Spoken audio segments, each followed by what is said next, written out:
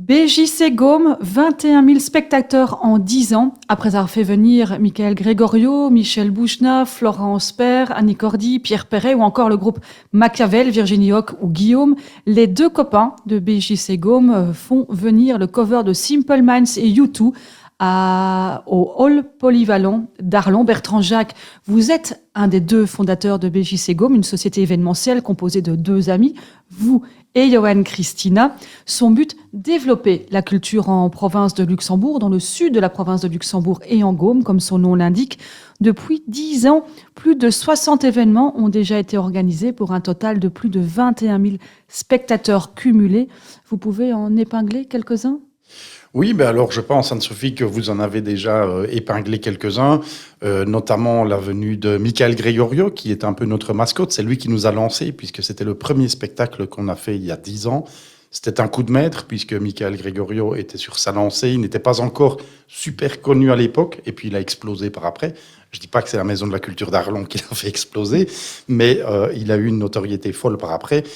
Dans les générations plus anciennes, on a eu la chance d'avoir Annie Cordy, Pierre Perret, deux énormes souvenirs. Et puis, il y a Guillaume qui va revenir au mois de juin. On a eu François Pirette, Michel Boujna. Ce sont tous des artistes, je me plais à le souligner, qui viennent vraiment, on les sent un petit peu en vacances. Ils sont un peu en dehors des grandes villes que sont Bruxelles, Paris, Liège ou quoi. Peut-être moins un peu oppressés. Et donc, ils viennent, ils sont super professionnels, mais ils ont le sentiment d'être un peu en vacances.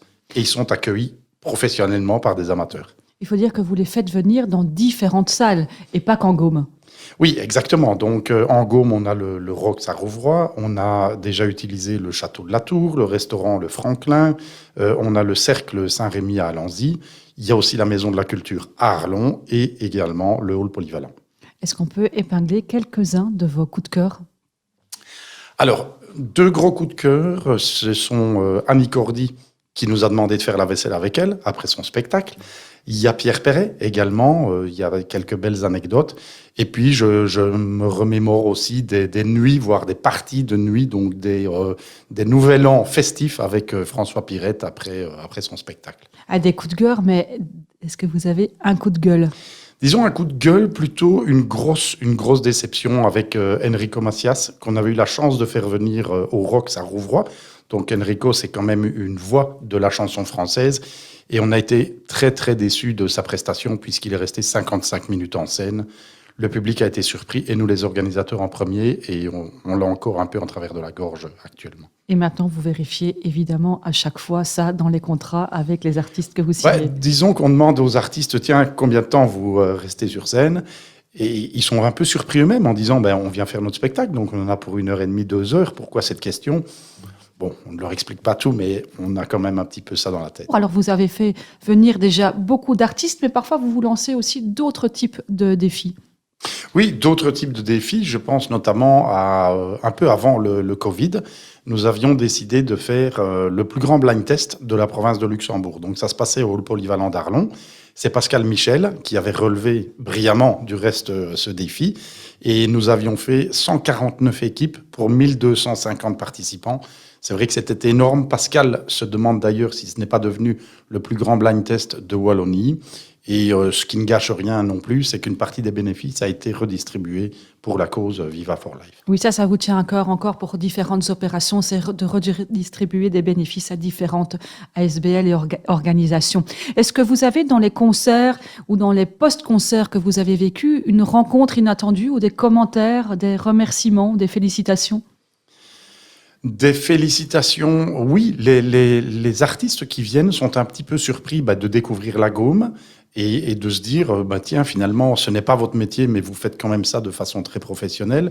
Et je pense que les meilleurs remerciements ou félicitations qu'on reçoit, c'est quand on revoit des artistes en dehors du concert chez nous, qui nous reconnaissent et qui nous disent, tiens, la Gaume, ça, on s'en souvient. Si je peux me permettre peut-être une petite anecdote, c'est quand nous avons été invités par Michael Gregorio à Paris pour l'enregistrement de son spectacle. Donc, il nous a invités dans sa loge par après et il nous a dit, ça ne s'invente pas, je suis désolé, je n'ai pas d'Orval, je n'ai que du champagne. Donc, c'est quand même assez fantastique à entendre. Et puis, il nous dit, je vais vous présenter à quelqu'un, c'était Laurent Ruquier. Et Laurent Ruquier dit « Ah oui, j'ai entendu parler de la Belgique, mais vous, c'est Bruxelles ou c'est le petit village ?» Et on dit « Ben non, nous, c'est le petit village. » Et ben j'ai beaucoup entendu parler de votre petit village. Oui, ça, c'est des remarques qui font quand même Oui. évidemment fort plaisir. Alors, vous croisez beaucoup de vedettes, dont des très sympathiques, et puis vous avez même quelques regrets. Oui, effectivement. Donc, je reviens avec Pierre Perret, où il nous dit bah, c'est bien sympathique votre concept de me faire venir en dehors de Paris, dans un petit village comme Arlon, mais je vous défie quand même de me trouver un resto vers 11h, 11h30 le soir. Puis finalement, on a réussi à le mettre à table au resto. Et le regret qu'on a eu, c'est qu'on a pris l'apéro avec lui, puisqu'il nous a dit vous prenez un. Restons simples, qui dit on va prendre un verre de champagne ensemble. Et nous, on a dû partir pour aller nettoyer les loges et fermer la maison de la culture. Et en fait, Pierre Perret s'attendait à ce qu'on reste avec lui pour partager le repas. Et je pense qu'avec le recul, on se dit on aurait pu s'organiser un peu autrement pour passer un moment plus long avec lui. Vous avez rencontré beaucoup d'artistes et vous avez une anecdote particulière avec Pierre Perret qui il a fallu nourrir à une certaine heure de la soirée. Comment ça s'est passé? Alors, ça s'est passé. Pierre Perret est un peu le fil rouge dans les anecdotes. Donc, en fait, on était au restaurant vers 23h30, 23h45. Il avait pris une bouteille de champagne et il était face à la carte et il voulait une épaule d'agneau. Et donc, il demande ça au patron, et le patron dit « Oui, mais là, il va falloir quand même attendre une demi-heure, trois quarts d'heure pour la cuisson. » Et Pierre Perret dit « Écoutez, il est déjà un peu tard, donc je ne vais pas vous déranger plus longtemps, je vais prendre autre chose. » Et le patron dit « Non, j'ai le temps, allez-y, si ça vous fait plaisir, ça me fait plaisir également. » Et alors, Pierre Perret referme la carte et dit « Eh bien, alors, on va reprendre une deuxième bouteille de champagne. » Et là, vous avez regretté de ne pas être resté. Voilà, là, on aurait dû rester. Alors, est-ce que c'est facile ou difficile de négocier des venues de gens comme Pierre Perret, Annie Cordy ou d'autres, ou de Guillaume, et de les faire venir dans notre région qui est un peu perdue au milieu de nulle part? Disons que le plus difficile, c'est un peu d'arranger les agendas. Donc, il faut que l'agenda de l'artiste soit libre, il faut que le nôtre soit libre, il faut que l'agenda de la salle dans laquelle on va produire l'artiste soit libre. À partir du moment où ces dates sont communes, donc là, on demande le contrat de l'artiste et puis on voit un petit peu toutes les modalités techniques, toutes les modalités financières, évidemment. Mais pour l'artiste, non. À partir du moment où son contrat est rempli, qu'il soit à Bruxelles ou en Gaume, finalement, ça ne change pas grand-chose. Alors, vous allez organiser au Hall Polyvalent le tribute de Simple Minds et de U2. C'est un peu nouveau, ça, pour vous? Oui, disons que au niveau des covers, on a déjà fait venir 2 fois Mister Cover. On a fait un cover de Goldman et un cover de Sardou.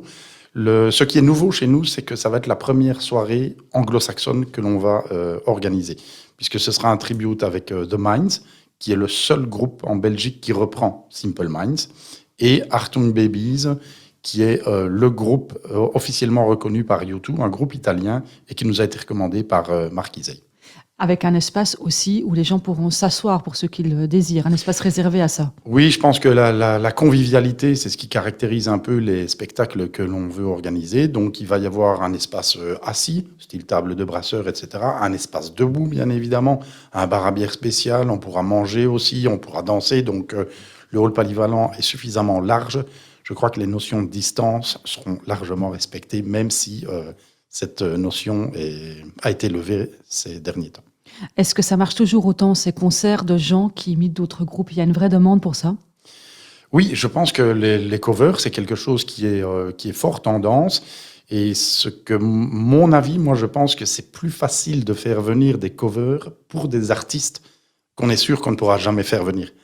Par exemple, un cover de U2 est beaucoup plus facile à faire que de faire venir U2. Évidemment. Est-ce qu'il y a quelqu'un que vous rêveriez de faire venir à part U2? Ouais, on parlait tout à l'heure d'un cover de Jean-Jacques Goldman. Effectivement, si on avait pu faire venir Jean-Jacques Goldman, mais bon, ça c'est un rêve. Un autre rêve aussi de la génération de Pierre Perret ou Annie Cordy, c'est un Hugo Frey qui tourne encore assez bien et qui met de l'ambiance. Mais bon, il faut aussi voir les conditions financières qui sont derrière et on ne peut pas se permettre non plus d'aller n'importe où dans les cachets. Rappelez-nous les modalités pratiques de ce spectacle au hall polyvalent, Bertrand. Donc, c'est le 30 avril, à partir de 20h, 24 € pour l'ensemble de la soirée, plus de 3 heures de spectacle. Nous aurons aussi un groupe régional en ouverture avec Throwback Collective, donc pour déjà assurer l'ambiance dès l'ouverture des portes à 19h. 24 € la place, disponible chez tous nos partenaires. Vous verrez ça sur le site bjc-gaume.be ou bien alors à la librairie des Faubourgs à Arlon. Les places sont également en vente. Un grand merci, Bertrand, d'être venu dans notre studio. Merci à vous.